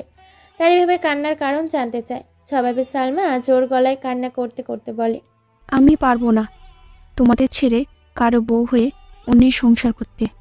আমি বিয়ে করব না। আমি আমার এই সোনার সংসার ছেড়ে কোথাও যাব না। এটা বলে তার কান্নার মাত্রা বাড়িয়ে দিয়ে আরিফের বোনকে জড়িয়ে ধরে। হারিয়া তাকে বলে, চিন্তা করো না তুমি, আমরা বাবা মাকে বুঝাবো, দেখি তারা কি বলে। তাছাড়া তারা কিন্তু তোমার বাবা মায়ের মতামত ছাড়া তোমাদের বিয়ে দিবে না। আপু আম্মু চাইছে আমাকে বিয়ে দিয়ে দেবে। আমি কিচ্ছু জানি না। আমি বিয়ে করব না। আমি এই বাড়িতে সারা জীবন থাকবো যেভাবে আছি। এটা বলে সে আরিফের দিকে করুণ দৃষ্টিতে চেয়ে থাকে। হয়তো সে তাকে তার চোখের ভাষা দিয়ে বোঝাতে চাইছিল, আমি তোমার হয়ে এই বাড়িতে থাকতে চাই। একটাবার কষ্ট করে মনের কথাটা বুঝে নাও। আরিফ তার কান্না মাখা মুখ দেখে নিজেই আবেগপ্রবণ হয়ে যায়। তার চোখ দুটো পানিতে টলমল করছিল। কান্নার জন্য বুকটা ছটফট করছিল। কিন্তু সে কান্না অপছন্দ করে। তার কষ্ট করে কান্নাটা থামিয়ে রাখার চেষ্টা করলো। তখনই সুমাইয়া তাদের নিকটে এসে উপস্থিত হয়। আরিফকে বলে, এদিকে একটু আসো তো। কি বলবা এখানেই বলো। আমার সাথে এক জায়গায় যাবে। আমি যাব, তবে এখন না, বিকেলে। এখনই যেতে হবে, চলো না প্লিজ। আচ্ছা ওয়েট। আরিফ তার রুমে চলে যায় রেডি হতে। সে সুমাইয়ার সাথে কোথাও যাবে। এটা দেখে সালমার কান্না বন্ধ হয়ে গেল। অতি শোকে পাথর হবার মতো অবস্থা হলো তার। কান্না থামিয়ে গম্ভীর হয়ে বসে রইল। আরিফ সুমাইয়ার সাথে চলে গেল। তারা দুজনেই পাশের গ্রামের দিঘিতে পৌঁছালো। দিঘির জলে শাপলা ফুল ফুটেছে। হাঁসের দলগুলো পানিতে নেমে সাঁতার কাটায় ব্যস্ত। কিছু জেলে মাছ মারছিল। ছেলেপুলেরা লাফিয়ে লাফিয়ে পানিতে ঝাঁপ দিচ্ছিল। দিঘির সৌন্দর্য উপভোগ করছিল দুজনে। হঠাৎই সুমাইয়া আরিফকে বলে সাপলা এনে দিতে। আরিফ তার আবদার ফিরাতে পারে না। পাশে নৌকা ছিল, নৌকাতে উঠে পড়ল সে। সুমাইয়াও নৌকাতে চড়ে বসলো। আরিফ নৌকা চালাচ্ছিল আর সুমাইয়া সেই শাপলা পড়তো ওঠা তুলে নিত। এই মুহূর্তে আরিফের মন জুড়ে কেবল সুমাইয়ার নাম। সালমার কথা স্মৃতি থেকে হারিয়ে গেছে বলেই মনে হলো। প্রতিটি শাপলা দিঘির বুক থেকে তোলার পর সেগুলো সুমাইয়াকে দিলে সে খুশিতে আত্মহারা হয়ে যায়। তার এমন খুশি দেখে আরিফ নিজেও খুশিতে জোয়ারে ভাসে। হাস্যজল মুখে সুমাইয়াকে ফুলের মতোই লাগছিল। গোলাপ ফুল বলা যেতে পারে, ভাবছিল আরিফ। এদিকে নৌকার ভেতর পানি উঠে তলিয়ে যাবার মতো অবস্থা। অথচ এটা আরিফ আর সুমাইয়া কারোরই খেয়াল নেই মনে হলো। তারা তো জানে না নৌকার তলায় ছিদ্র ছিল। এক পর্যায়ে পানি দিয়ে নৌকা পূর্ণ হয়ে গেল। তখন আরিফ বুঝতে পারে নৌকা ডুবে যাচ্ছে। সাথে সাথে এই সুমাইয়ার হাত ধরে অবৈধ পানিতে ঝাঁপ দেয় দুজনে। কিন্তু সুমাইয়া হয়তো সাঁতার জানে না, যে কারণে পানিতে নেমে চিৎকার চেঁচিমেচি করতে থাকে সুমাইয়া। ভয়ে আতঙ্কে প্রাণ হারিয়ে ফেলেছে এমন অবস্থা। সুমাইয়া চোখে মুখে ফুটে উঠেছে। আরিফ শান্ত মাথায় ভয়াবহ অবস্থা দেখে উদ্ধারের চেষ্টা চালাচ্ছে। সে সাঁতারে সুমাইয়াকে কিছু দূর নিয়ে গেল। কিন্তু দীঘার কিনারা অনেক দূর। এর বেশি আর সুমাইয়ার পক্ষে কষ্ট করে সাঁতরে যাওয়া সম্ভব নয়। এমনকি আরিফ তাকে ধরে নিয়ে যাচ্ছে, এতেও সে পারছে না সামনের দিকে এগোতে। হাল ছেড়ে দেয় আরিফ। পানিতে হাবুডুবু খেতে থাকে সুমাইয়া। আরিফ নিরুপায়। সে বুঝতে পারছে না কি করবে। ওইদিকে সুমাইয়া প্রায় ডুবে গিয়েছে। শেষ পর্যন্ত এক মাছ ধরা জেলে নৌকা নিয়ে আসে এবং পানিতে ডোবা সুমাইয়াকে তুলে নেয়। আরিফও উঠে পড়ে নৌকাতে। নৌকার উপরে উঠে সুমাইয়ার পেটে চাপ দিয়ে পানি বের করা হয়। তবুও সে জেগে উঠছে না। শ্বাস বন্ধ হয়ে গেছে। তার কানে ফু দেওয়া হচ্ছে, তাতেও জ্ঞান ফিরছে না। অবশেষে তার ঠোঁটে আরিফের ঠোঁট ডুবিয়ে কিছুক্ষণ রগড়াতে লাগলো। তারপর মুখে ফু দিতে লাগলো। আবারও লম্বা করে একটা চুম্বন দিল। তখনই চোখ খুলে নড়তে থাকে সুমাইয়া। আরিফকে তার বুকের ওপর শোয়া দেখে লজ্জায় কেমন যেন হয়ে যায় সুমাইয়া। মানুষটা তার ঠোঁটের নিকট তার ঠোঁটটা লাগিয়ে রেখেছে। এটা দেখে সে লজ্জা পেল। সুমাইয়ার জ্ঞান ফেরা দেখে আরিফ তাকে জড়িয়ে ধরে আবেগজড়িত কণ্ঠে বলে, আজ অনেক বড় সর্বনাশ হয়ে যেত আমার। তুমি সাঁতার জানো না, এটা আগে কেন বলনি? সুমাইয়ার কথা বলার শক্তি হারিয়ে ফেলেছে মনে হচ্ছিল, তবুও সে কষ্ট করে ঠোঁট নাড়িয়ে ধীরে ধীরে বলল, সরি, আমি চেয়েছিলাম তোমার সাথে মধুর সময়টা নৌকাতে কাটিয়ে দিতে। ভেবেছিলাম হয়তো এমন মধুর নগন কখনো নাও আসতে পারে আমার জীবনে। হয়েছে, আর বলতে হবে না। অনেক বড় বিপদ থেকে রক্ষা পেয়েছি। চলো বাড়ি যাব। আচ্ছা চলো। জেলে তাদের দুজনের ভালোবাসা দেখে অবাক নগিনে তাকিয়েছিল এতক্ষণ। জেলে তাদের উদ্দেশ্যে বলে, তোমাদের ভালোবাসা দেখে খুব ভালো লাগলো। এমনটা যদি প্রতিটা পরিবারের স্বামী স্ত্রীর মধ্যে থাকতো তবে কতই না ভালো হতো। আমার স্ত্রীকে এতভাবে বোঝানোর চেষ্টা করেছিলাম যে তাকে খুব ভালোবাসি, কখনো কষ্ট দিও না, কিন্তু সে তার চাচাতো ভাইয়ের সাথে ভেগে গেল আমাকে রেখে। আমার দুটো মেয়েকে রেখে সে চলে গেছে। আরিফ জেলের কথা শুরুর কথা শুনে অবাক হয়, কিন্তু পরবর্তী কথা শুনে কষ্ট পায়। সে বুঝতে পারে ভালোবাসার মানুষের কষ্টের অনল খুবই বেদনাদায়ক। সুমাইয়া স্বাভাবিক ভঙ্গিতে জেলেকে বলে, আঙ্কেল, আপনার স্ত্রী কতদিন হলো আপনাকে ছেড়ে চলে গেছে? জেলে দীর্ঘ একটা শ্বাস নিয়ে বলল, 10 বছর হলো মা। 10 বছর হলো আপনাকে ছেড়ে চলে গেছে? তবুও আপনি তার কথা মনে রেখেছেন? মনে রাখবো না কেন? ভালোবাসি যে তাকে, অনেক বেশি ভালোবাসি। যখন যুবক ছিলাম তখন সব যুবকদের প্রেম করা দেখে নিজেরও ইচ্ছে মতো কাউকে ভালোবাসবো, তার সাথে প্রেম করব। ভাবলাম বিয়ে করে বউয়ের সাথে প্রেম করলেই ভালো হবে। বিয়ের প্রহর গুনছিলাম। ক্লাস 9-এ উঠলে বাবা মারা যায়, লেখাপড়া বন্ধ হয়ে যায়। তারপর লেখাপড়া বাদ দিয়ে মাছ ধরার কাজে লাগতে হলো। তারই ঠিক 2 বছর পর বিয়েটা করে নিয়েছিলাম। বউকে খুব বেশি ভালোবাসতে লাগলাম, তার সমস্ত আবদার পূরণ করতে চাইছিলাম, কিন্তু মানুষটা আমাকে ফাঁকি দিয়ে চলে গেল। এটা বলেই জেলে চোখের পানি মুছে ফেলল তার গামছা দিয়ে। কয়েক ফোঁটা চোখের জলই প্রমাণ করে উনি তার স্ত্রীকে খুবই ভালোবাসেন। সুমাইয়া লোকটা স্ত্রীর প্রতি এত প্রেম দেখে মুগ্ধ হলো এবং তার জন্য মায়া হলো। লোকটার কষ্ট তার চোখটা ছলছল করছিল। সে ভাবছিল আরিফকে কখনো কষ্ট দিবে না এবং তাকে আজীবন বুকে আগলে রাখবে। নৌকা থেকে দুজন নেমে পড়ল। জেলেকে কৃতজ্ঞতা জানিয়ে বিদায় নিল দুজনে, কিন্তু সুমাইয়া হেঁটে যেতে পারবে না। আরিফ তাকে বাহুতে তুলে নিয়ে হাঁটতে লাগলো।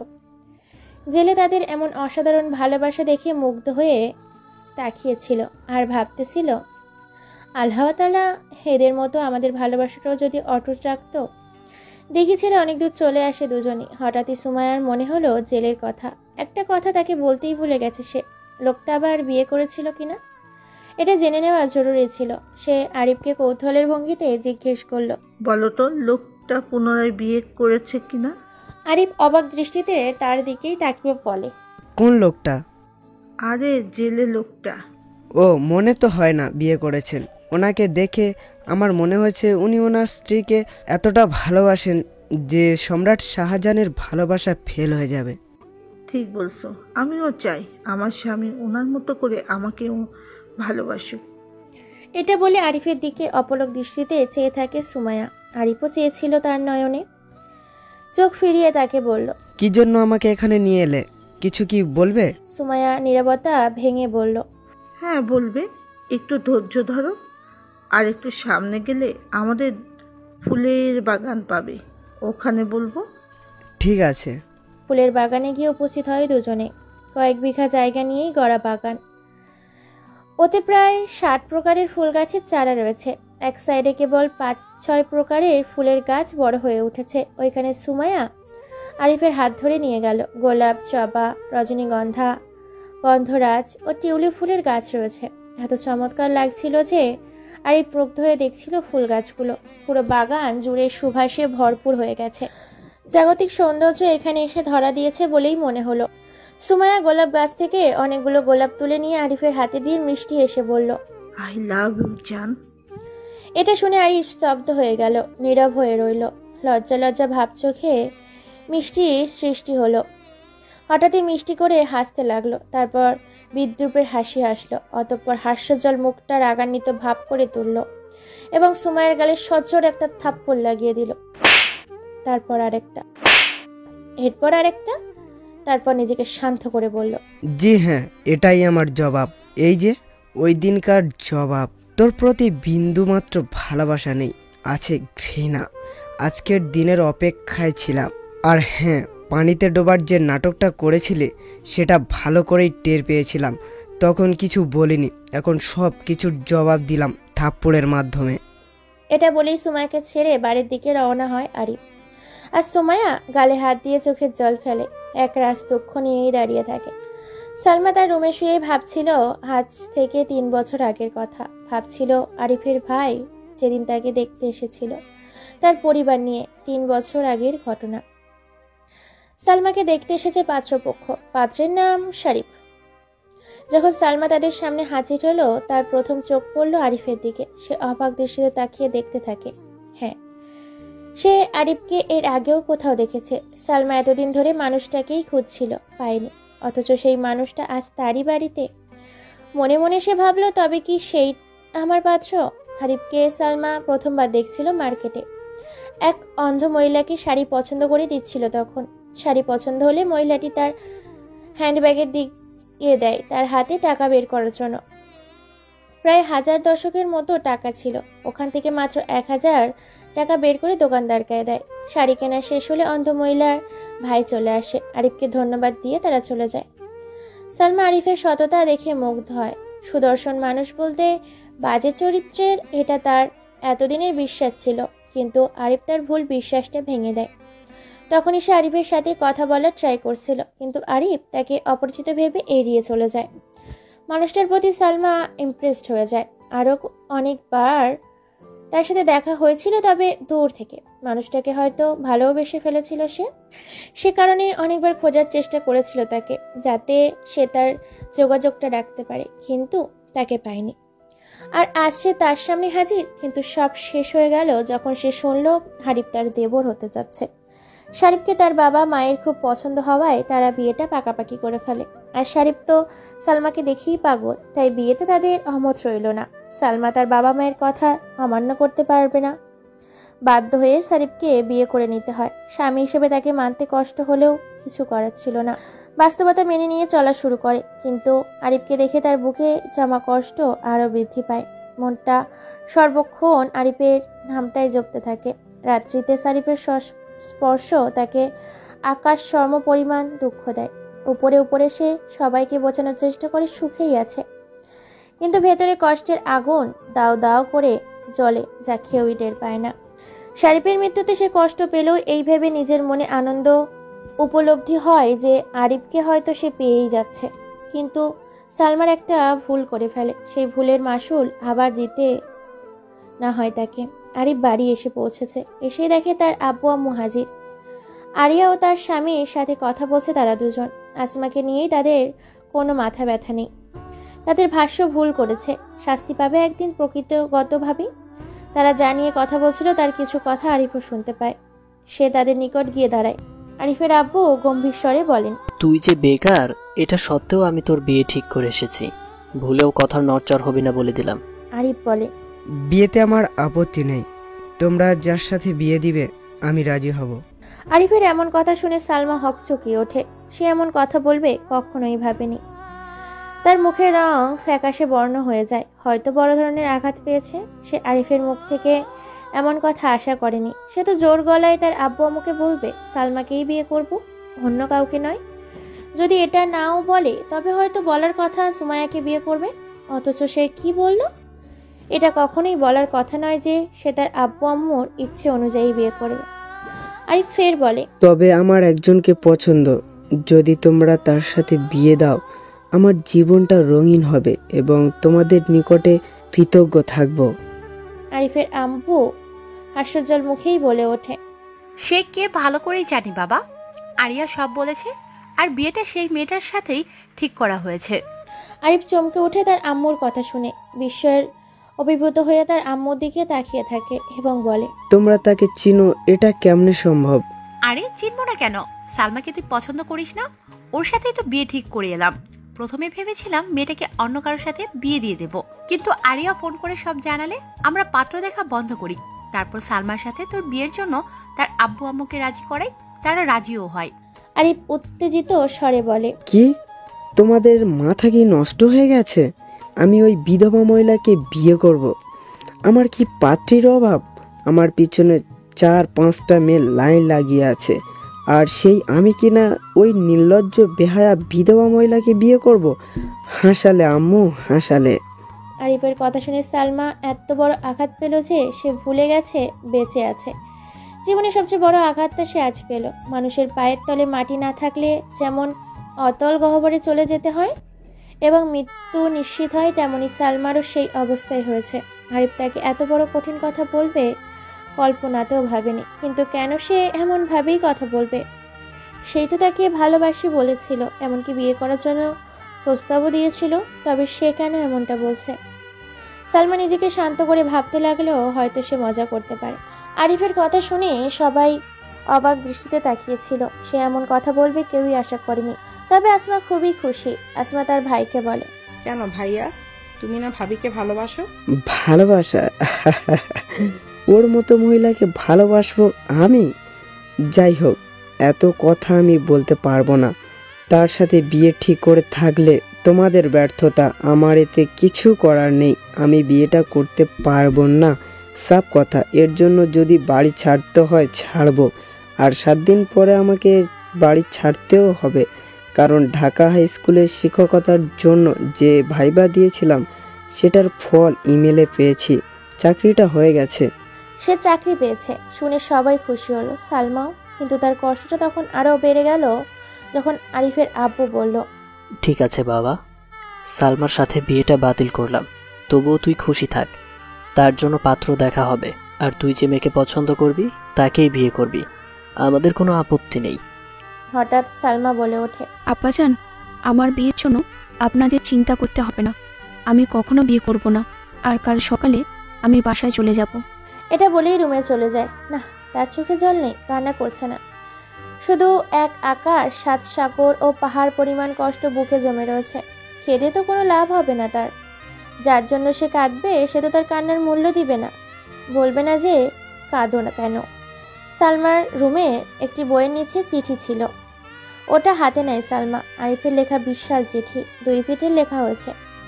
সেখানে লিখেছে, প্রিয় বিধবা ভাবি, আমি ভালো অভিনয় করতে পারি, এটা স্বীকার করতেই হবে।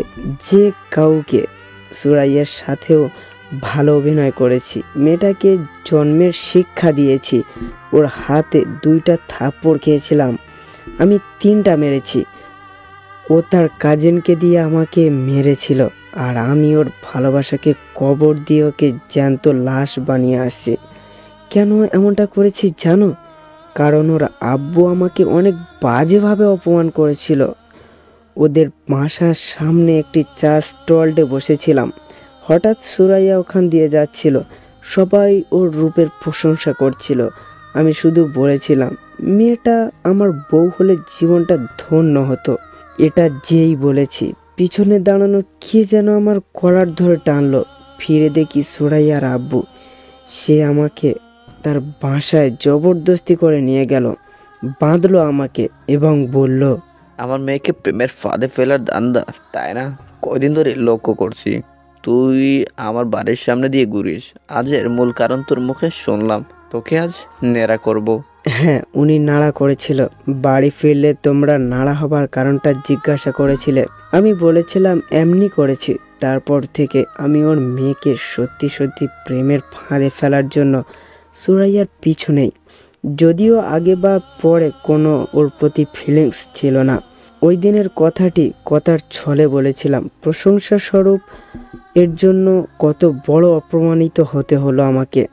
আমি ওদের বাড়ির সামনে দিয়ে ঘুরঘুর করতাম, কারণ তাদের পাশের বাড়িতে আমার গার্লফ্রেন্ড থাকতো। তার সাথে আমার প্রেম চলছিল।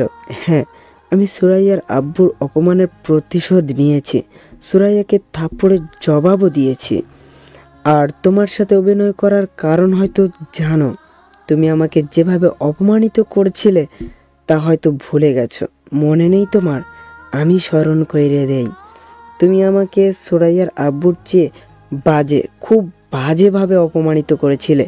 আব্বু আম্মু ও চাচার নিকটে আমি সবার চোখে দুশ্চরিত্রা পুরুষ হয়ে গিয়েছিলাম। ভুলে গেছো সেটা? অসময়ে প্রকৃতিক প্রয়োজনে ঢুকেছিলাম, ঢুকে দেখি তুমি উলঙ্গ হয়ে শাওয়ার নিচ্ছ। আমি চোখ ফিরিয়ে নিয়েছিলাম। এমন অবস্থা হয়েছিল আমার যে প্রকৃতির প্রয়োজনে না সারা অবস্থায় বাজেভাবে বেরিয়ে যেতেও পারছিলাম না। আমি তো জানতাম না ভেতরে তুমি, কারণ দরজা খোলা ছিল। তুমি কি করলে? চিৎকার করলে কেন? আমি কি ইচ্ছা করে ঢুকেছিলাম? আমি তোমার চুপ থাকতে বলেছিলাম, তবুও তুমি চেঁচাতে লাগলে কেন? তোমার মুখ চেপে ধরে বড় ভুল করেছিলাম। আম্মু এসে আমাকে দেখে মনে করলো আমি কি না কি করেছি তোমাকে। রুম থেকে বের হলে আব্বু আমাকে আচ্ছা মতো পিটাতে লাগলো। চাচা ঘটনা শুনে আমাকে কত কঠিন কঠিন কথা বলল, দুশ্চরিত্রা বলল, আর তুমি চুপ করে রইলে। এটা আমি কখনো ভুলতে পারিনি। ওই দিনের পর থেকে বুকে প্রতিশোধের আগুন প্রতিটা ক্ষণ জমে রেখেছি। অপেক্ষায় ছিলাম তোমাকে এমনভাবে আঘাত করব যাতে জীবনে কখনো ভুলতে না পারো। কেমন লাগলো এবার দেখ। ইতি অভিনেতা আরিফ ইজ হেয়ার। চিঠিটা যতক্ষণ ধরেই পড়ছিল সালমা, ততক্ষণই সে শুধু চোখের জলই ঝরিয়েছে। চিঠিটা পড়া শেষ হলে গলা কাটা মুরগির মতো দাপিয়ে দাপিয়ে কান্না করতে থাকে। কতক্ষণ ধরে সে কান্না করেছে সেটা সে নিজেও জানে না। পরদিন সকালে সালমা ব্যাগ গুছিয়ে রুম থেকে বের হয়। সবাইকে বিদায় জানিয়ে বাসা থেকে বেরিয়ে পড়ে। গেটের সামনেই দাঁড়িয়েছিল আরিফ। সে কার সাথে যেন ফোনে কথা বলছে। সালমা অন্যমনস্ক হবার পরেও তার কথাগুলো শুনছিল। আরিফ ফোনে বলছিল, জান, হৃদয়ে লিখেছি তোমারই নাম। এটা তো তোমারই। সেই নাম বর্তমানে যেভাবে খুব যত্নে আছে, ভবিষ্যতেও থাকবে। আমি ঢাকায় যাচ্ছি বলে কষ্ট পাচ্ছ কেন? মাসে 6-7 বার তো আসবো তোমাকে দেখতে। সালমা এটা শুনে আর নিজেকে ধরে রাখতে পারে না। তার অজান্তেই চোখের কোণ বেয়ে অশ্রু জল পড়তে থাকে। তার আর কিছুই করার নেই। চোখের পানি ফেলা ছাড়া তার কোনো অধিকার নেই আরিফকে বলা যে আমাকে মাফ করো এবং তোমার করে নাও, আমাকে নিজের করে সঁপে দিলাম তোমার কাছে। সীমাহীন কষ্ট বুকে নিয়ে আরিফকে উপেক্ষা করেই কয়েক পা সামনের দিকে ফেলে চলতে থাকে সালমা। আরিফও ফোনে কথা বলতে বলতে চলতে থাকে সামনের দিকে। সালমা রিক্সাওয়ালাকে ডেকে বলে, এই রিক্সা। আরিফও বলে ওঠে, ওই রিক্সা যাবা? রিক্সাওয়ালা দুজনকেই বলে, উঠুন। সালমা আরিফের দিকে মায়া ভরা চোখে করুণ দৃষ্টিতে তাকিয়ে থেকে রিক্সায় উঠে। আরিফও হাসি মুখে রিক্সায় উঠে পড়ে। সালমার গা ঘেঁষে বসে সে। রিক্সাওয়ালাও বলে, মামা কই যাব? মামা, আমার শ্বশুর বাড়ি যেতে হবে। ও মামা, আমি কি আপনার শ্বশুর বাড়ি চিনি? আরে মামা, আমি চিনিয়ে দিব, চলো। শ্বশুর বাড়ি কই মামা?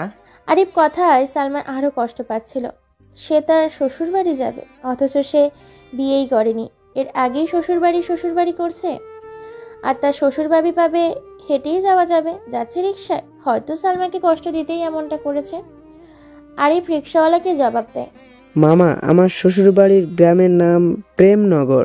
সালমা আটকে ওঠে তার কথা শুনে। অবাক দৃষ্টিতে চেয়ে রয় আরিফের দিকে। আরিফ তার দিকে চেয়ে মিষ্টি করে হাসছিল। আরিফ রিক্সাওয়ালাকে ফের বলে, মামা, আমার শ্বশুরের নাম জানতে চান? কি নাম? জামির উদ্দিন। সালমা আরো অবাক হলো। এবার বাঁকা চোখে তাকালো আরিফের দিকে। আরিফ ফের রিক্সাওয়ালাকে বলল, মামা, আমার বইয়ের নামটা কি শুনবা? না থাক, ভাবি বলুক তার নামটা কি। ও ভাবি, বলুন তো আপনার নামটা কি? সালমা বিরক্তির স্বরে বলল, নাম কেন বলবো? ভাবি, ভাইয়া আপনার নাম বলতে লজ্জা করছে, তাই আপনি কোন? থাক মামা, আপনার ভাবি কষ্টে আছে, সে থাকুক। আমি বলি আমার বইয়ের নাম কি? আরিফ সালমাকে জড়িয়ে ধরে বলে, আমার বইয়ের নাম ঘসিটি বেগম ওরফে সালমা। সালমা আরিফের দিকে চোখ দুটো মরা গরুর মতো করে তাকিয়ে চোখ পাকিয়ে গর্ব স্বরে বলে, এত কষ্ট দেবার পরও তোমার মনে শান্তি হচ্ছে না? আমি মরে গেলে খুশি হবে তো? সালমা ফুপিয়ে কান্না করা শুরু করলো। আরিফ তার কান্না দেখে বলে, আরে বাবা, আমি তো কাল থেকে মজা করছি তোমার সাথে। চিঠিতে তোমাকে নিয়ে যা লিখেছি সব মজা করে লিখেছি। হ্যাঁ, এটা সত্য যে তোমার প্রতি তখন রাগ হয়েছিল, তবে আমি জানতাম তুমি আমাকে ইচ্ছে করে ফাঁসাতে চাওনি। ঘটনাক্রমে ভুলটা হয়েছে। আমি দেখতে চেয়েছিলাম আমার প্রতি তোমার ভালোবাসা কতটুকু। সালমা চোখের পানি শাড়ির আঁচলে দিয়ে মুছে ঘন ঘন দম ফেলে থেমে থেমে কান্না ভাব নিয়ে বলতে থাকে, তবে ফোনে কাকে ওই কথাগুলো বলছিলে? তোমার সেই গার্লফ্রেন্ড? আরে বোকা, ফোনে তো কেউ ছিল না, ওটা তোমাকে দেখানোর জন্যই ওরকমই করেছিলাম। আর সুরাইয়াদের বাড়ির সাথে যে মেয়েটার সাথে সম্পর্ক ছিল, সে আরেকটা ছেলের সাথে প্রেম করে ভেগে গিয়েছিল সেই কবেই। সালমার মনে প্রশান্তি এসে বাধা বেঁধেছে। তার মুখে হাসি, ভুবন ভুলানো হাসি। প্রেমিকার এমন হাসি দেখে প্রেমিক অসাধ্য সাধন করতে পারে, দুনিয়া জয় করতে পারে। সালমার হাসি দেখে আরিফ মনে মনে বলছিল, একটু বেশি করেই ফেলেছি। এত মিষ্টি হাসির মেয়েটাকে কাঁদিয়ে আমার লসই হয়েছে। 2 দিন ধরে এমন হৃদ জুড়ানো হাসি মিস করা ঠিক হয়নি। সালমা এবার হাসি থামিয়ে কাঁদছে, তবে এটা দুঃখের কান্না নয়, সুখের কান্না। নারীরা অতি সুখে চোখের জল ফেলে। আরিফকে সে জড়িয়ে ধরে নরম স্বরে মায়া ভরা কণ্ঠে বলে, আর এভাবে কাঁদিও না আমাকে প্লিজ, আমি শুধু তোমায় ভালোবাসা পেতে চাই। আরিফ তাকে আরও শক্ত করে জড়িয়ে ধরেছে। রিকশার হুকটা তুলে দেওয়া হয়েছে যাতে বাইরের লোকজন তাদের না দেখে। আরিফ সালমার মাথায় হাত বুলিয়ে দিচ্ছে আর মনে মনে বলছে, সে আমার হৃদয়টা কেমনে কখন চুরি করলো আমি কেন জানতাম না। আসলে হৃদয়ে তার নামটা লেখা হয়ে গেছে নিজের অজান্তেই, তাই হয়তো টেরই পাইনি। সালমা বলে ওঠে, গায়ে কি শক্তি নেই? কিভাবে জড়িয়ে ধরেছ? আরও শক্ত করে ধরো। রিকশা সালমার বাড়ির সামনে এসে পৌঁছালো। ওরা নেমে বাসায় ঢুকলো। সালমার আব্বু আম্মু ওদেরকে দেখেই আরিফের আব্বুকে ফোন দিয়ে ফ্যামিলির সবাইকে নিয়ে আসতে তাড়াতাড়ি আসতে বলে। কাজী সাহেবকেও ফোন দিয়েছে সালমাদের বাড়িতেই তাড়াতাড়ি চলে আসার জন্য। সালমা আর আরিফের বিয়ে হয়ে গেল। এখন ওরা অনেক হ্যাপি। ভালো থাকুক সারা জীবন। হৃদয়ে লিখেছি তোমারই নাম। সেই মানুষটা এই কামনায় আজকের মতো শেষ করছি।